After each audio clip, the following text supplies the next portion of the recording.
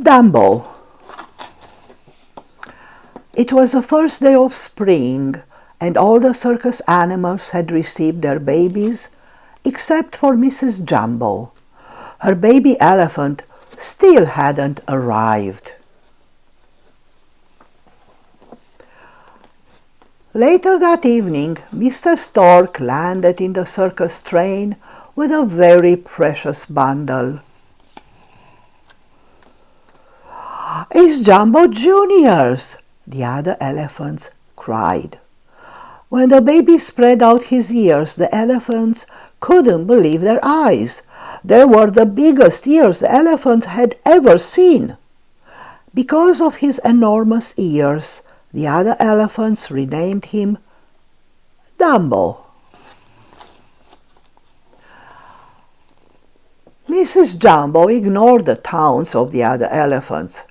She wrapped her trunk protectively around Dumbo and rocked him to sleep.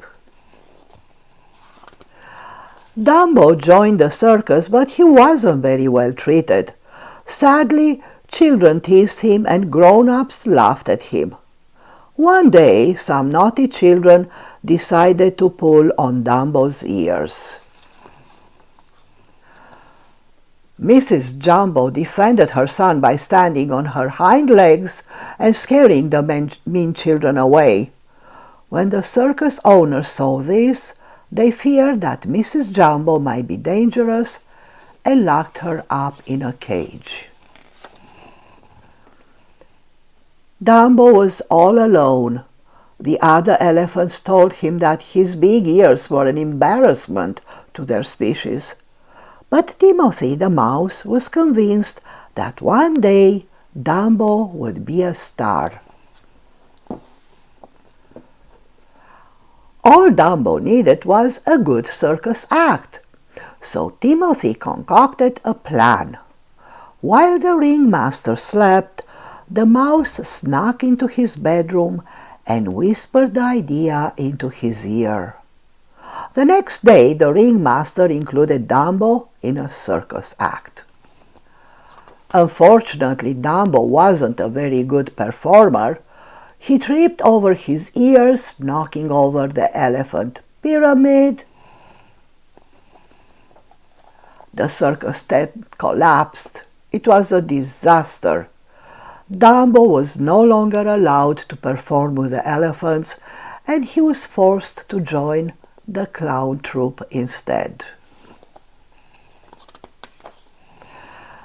In Dumbo's new act, he had to leap from the window of a burning building while clown firefighters put out the fire.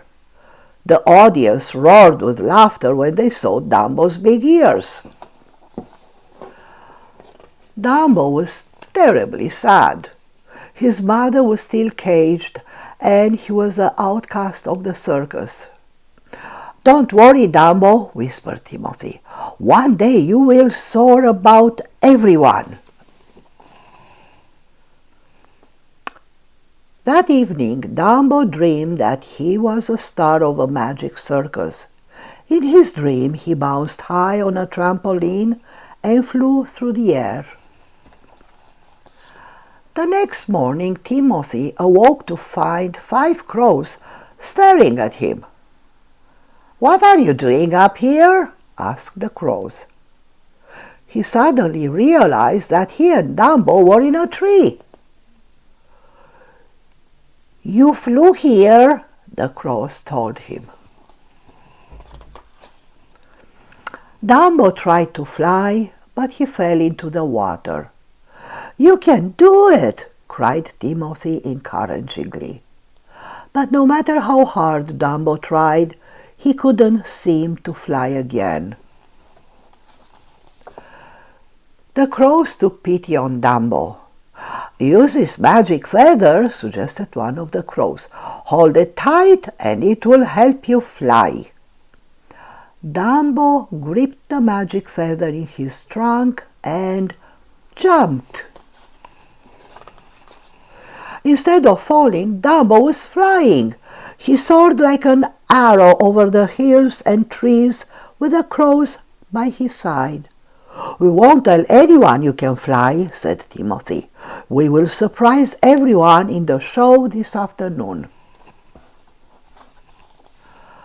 That afternoon, Dumbo prepared for his big act. "Good luck, Dumbo!" cried Timothy. He was perched in Dumbo's hat. As Dumbo jumped, he dropped the magic feather. He began to plummet full speed toward the ground. "It wasn't the feather that made you fly," the little mouse cried. "You did it on your own." Dumbo didn't believe him, but he spread his giant ears and he flew. Dumbo soared through the air over the astonished crowd. The audience gave Dumbo a standing ovation. It was an incredible sight to see. The circus became very popular all because of Dumbo. From that day on, Dumbo, his mother, and Timothy traveled all over the country as the stars of Dumbo's Flying Circus. The end. Good night and sweet dreams.